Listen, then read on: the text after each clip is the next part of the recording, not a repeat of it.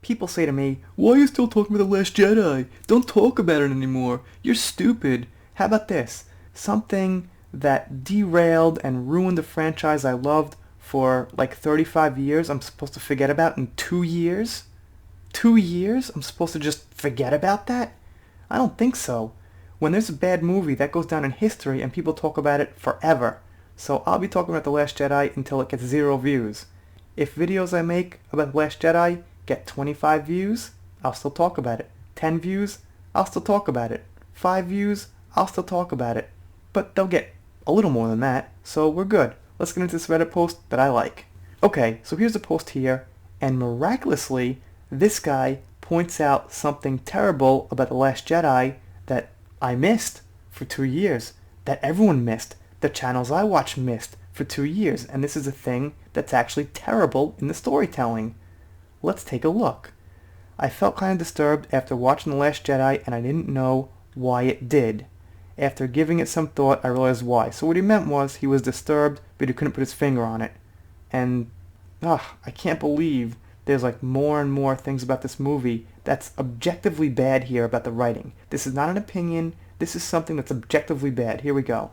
I'm disturbed by it because the resistance survivors witnessed all their comrades and leaders being brutally blown up, and the stakes were very grim for them at that point, and yet everyone felt that it was appropriate to be making jokes and acted all heartwarming when they were literally being torn apart. And by the end of the movie, when there were like 30 survivors, there is no grieving, self-reflection, recognizing their losses, but everyone just hugs each other and moves on like nothing happened.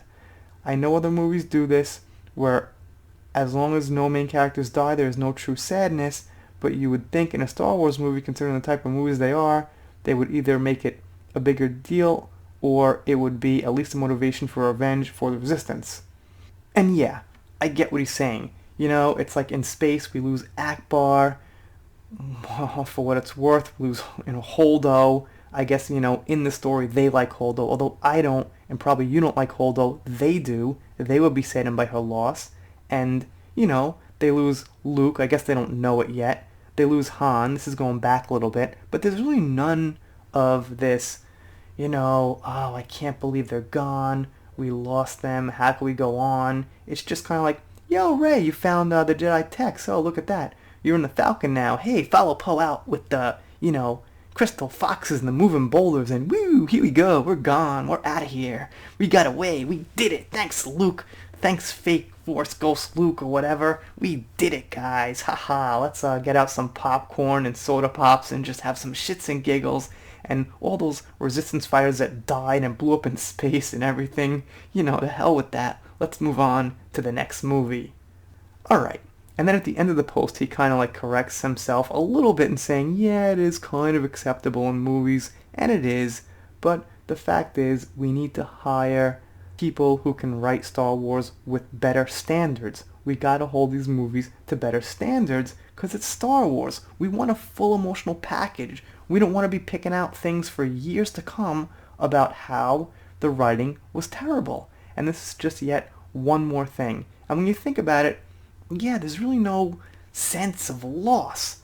Like, we lost these people. We're losing this battle. Rian Johnson said this ends in a dark place.